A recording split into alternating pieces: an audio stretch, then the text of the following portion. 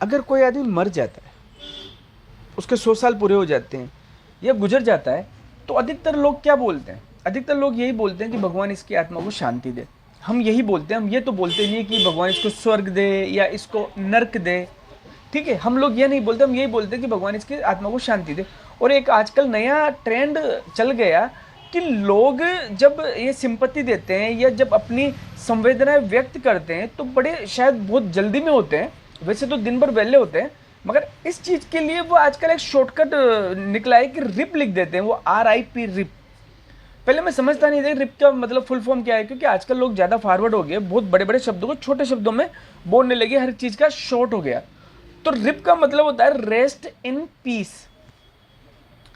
अब ठीक है, जो इस चीज़ में विश्वास करते हैं रेस्ट इन पीस में, वो अगर रिप लिखते हैं तो ठीक है, मगर जो हिंदू धर्म मानता है या जो सनातनी है वह ये क्यों लिखता है? क्योंकि हमारे जो धर्म के अंदर है, हमारे धर्म में तो रेस्ट इन पीस का कोई कॉन्सेप्ट ही नहीं है।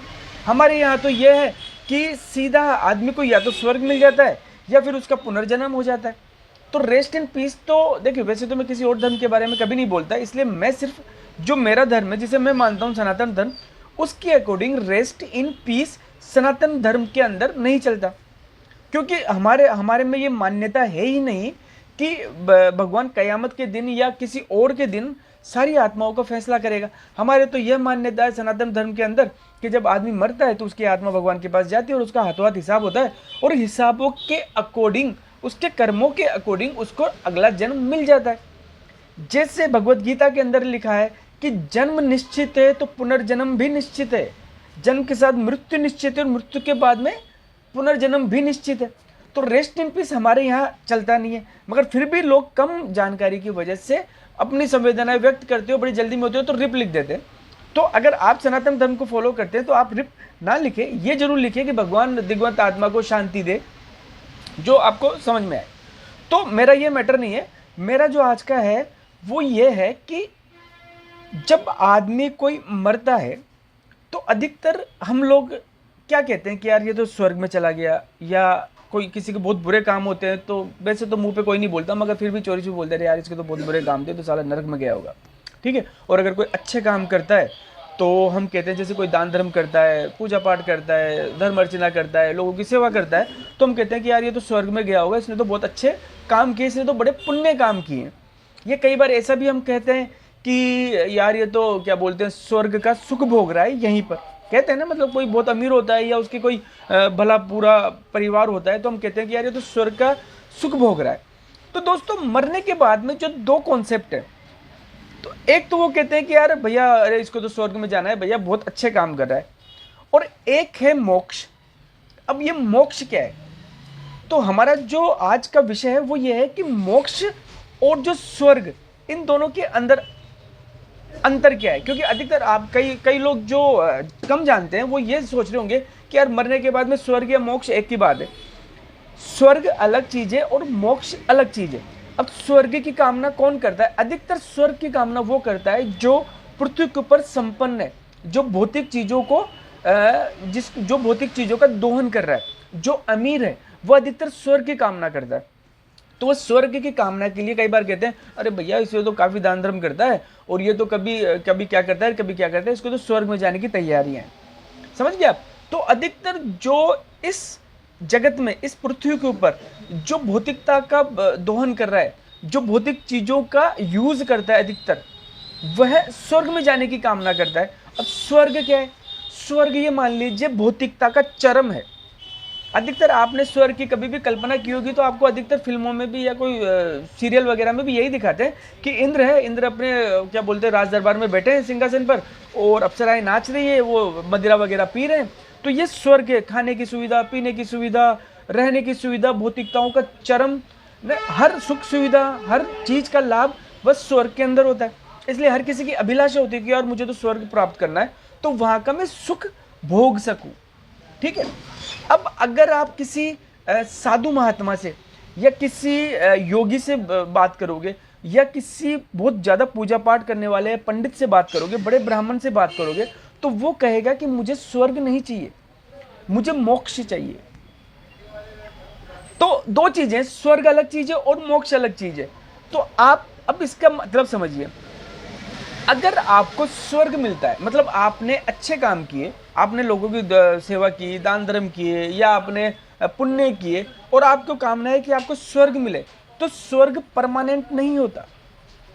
वो आपके कर्म होते हैं कि आपने इतने अच्छे कर्म किए, तो उन चीजों को जो फल आपको मिल रहा है, जैसे आप कहीं पर नौकरी करते हो तो जब आप महीने भर तक काम करते हो तो आपको उसकी सैलरी मिलती है, तो वो आपका फल हो गया। वैसे ही जब आप अपने जीवन काल में अच्छे कर्म करते हो, तो उन कर्मों के लिए आपके जो बुरे कर्म और अच्छे कर्म, इन दोनों का आपको फल मिलना है। तो बुरे कर्मों का फल आपको बुरी तरह से मिलना है, आपके साथ गलत ट्रीट होगा या आपके साथ कुछ गलत होगा, आपको यातना ही दी जाएगी। और अगर आपने अच्छे कर्म किए तो उसका आपको सुख मिलेगा।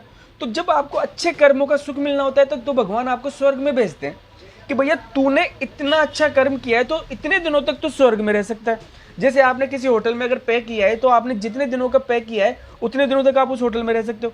ऐसे ही अगर आपने अच्छे कर्म किए तो आपको इतने दिनों तक स्वर्ग का सुख भोगोगे आप। तो जब आपके वो कर्म क्षीण हो जाएंगे या जो आपके अच्छे कर्म है वो खत्म हो जाएंगे, तो आपको उस स्वर्ग से निकाल दिया जाएगा। तो स्वर्ग परमानेंट नहीं है, ऐसे ही नर्क भी परमानेंट नहीं है। आपने जितने खराब काम किए हैं, किसी को दुख पहुंचाया है, किसी को पीड़ा दी है, किसी को मारा है, या किसी को किसी भी तरीके से आपने अगर तकलीफ पहुंचाई है, तो उसकी वजह से आपको नर्क मिलता है। तो नर्क का तात्पर्य यह है कि आपको यातनाएं दी जाएगी, आपको सजा दी जाएगी, आपको दुख पहुंचाया जाएगा, आपकी आत्मा को दुख पहुंचाया जाएगा। कई जो बुद्धिजीवी लोग वो ये भी कहते हैं कि साहब ना तो आत्मा को जला सकते हो, ना मार सकते हो, ना काट सकते हो, कोई शस्त्र उसको काट नहीं सकता, तो फिर आत्मा को जब कुछ कर ही नहीं सकते हो तो तकलीफ कैसे होती है। तो आत्मा तो आपके शरीर के अंदर भी है, तो मगर जब इस शरीर को तकलीफ होती है तो आपकी आत्मा को भी तो तकलीफ होती है ना। भाई हमारे शरीर में हमें कोई बीमारी हो जाती है तो किसको तकलीफ होती है। अब आप इतने बड़े क्या बोलते हैं योगी तो हो नहीं कि आपके शरीर में कुछ भी होता है और आप उसको फील ना करो। हमारा तो ये कि अगर कोई छोटी सी चोटी भी अगर करेगा तो हमें दर्द होगा ना। तो जब हमारे शरीर को दर्द हो रहा है तो हम कैसे, सब आत्मा अलग है शरीर अलग है, बिल्कुल अलग है। मगर जब यह आत्मा इस शरीर के अंदर रहती है तब तक वह एक होती है। तो जब आप इस शरीर का कोई सुख ग्रहण करते हो तो आपकी आत्मा भी तो सुखी होती है। भाई आप कहते हो ना यार मेरी तो आत्मा तृप्त हो गई, कैसे तृप्त हो गई? जब आप कुछ अच्छा खाते हो तभी तो आपकी आत्मा तृप्त होती है, तो आपकी आत्मा भी तृप्त होगी। तो वैसे ही जब आपको कोई नर्क भुगता है या आपको कोई यातनाएं दी जाएगी, तो अगर आपको कोई शरीर देके उसमें यातनाएं दी जाएगी तो वह आप ही को फील होगा। ठीक है, तो स्वर्ग और नर्क तो ये चीज हो गई। अब एक कॉन्सेप्ट है मोक्ष का कॉन्सेप्ट। मोक्ष का मतलब यह है कि आपको इस जन्म और मरण के चक्रव्यूह से, जन्म और मरण मतलब आप जन्म लेते हो फिर मरते हो, फिर जन्म लेते हो फिर मरते हो। अब कहते हैं कि जाने कितनी करोड़ योनियां हैं, समझ रहे हो आप? तो आप हर चीज योनि में घूमते हो, मतलब आप कभी इंसान बनते हो, कभी जानवर बनते हो, कभी पक्षी बनते हो, कभी कीड़ा पकड़ते हो, कभी मकोड़ा बनते हो।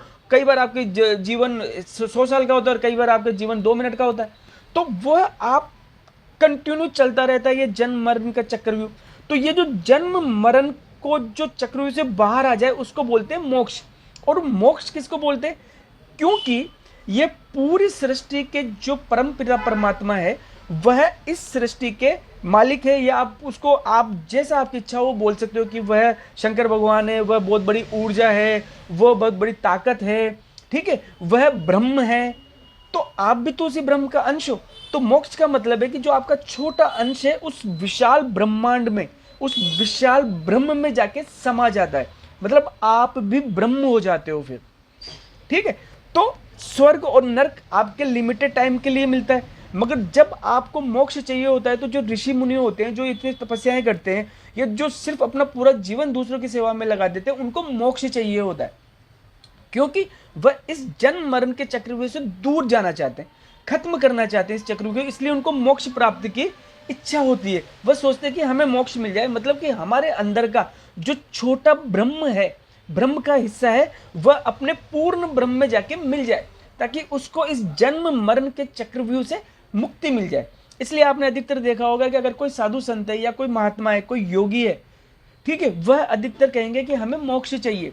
और जो इस धरती पर जो अमीर आदमी है या जो इन सुख सुविधाओं का लाभ उठाता है या जो इन चीज़ों को भोगता है, जो भौतिक चीज़ों को भोगता है, वह अधिकतर कहेगा कि अरे यार हमें तो स्वर्ग की कामना है, हम तो स्वर्ग जैसा आनंद लेना चाहते हैं। या कई बार हमने सुना भी है कि यार इसको तो जैसे कोई मर जाता है तो कई बार पंडित वगैरह कहते हैं कि जब छोटी चांदी की सिड्डी या सोने की सीढ़ी उसके जलाते हैं, जब अग्नि जब संस्कार करते हैं तो वो उसमें वहाँ पे रख देते हैं ताकि भाई इस सीढ़ी से बैठकर ये स्वर्ग में चली जाए, इस चांदी की सीढ़ी पे बैठ के चले जाए, सोने की सीढ़ी पे बैठ के चले जाए, तो वह स्वर्ग की कामना होती है। तो जो नॉर्मल हम जैसे इंसान होते हैं, हम लोगों को स्वर्ग की कामनाएं होती है कि यार मैं अच्छा काम करूँ तो मुझे तो स्वर्ग का सुख भोगना है। मगर जो समझदार है, जो योगी है, जो ब्रह्म को जानता है, जो भगवान को जानता है, जो बड़े बड़े जो पंडित हैं, जो बड़े बड़े महात्मा हैं, वह हमेशा मोक्ष के लिए काम करते हैं।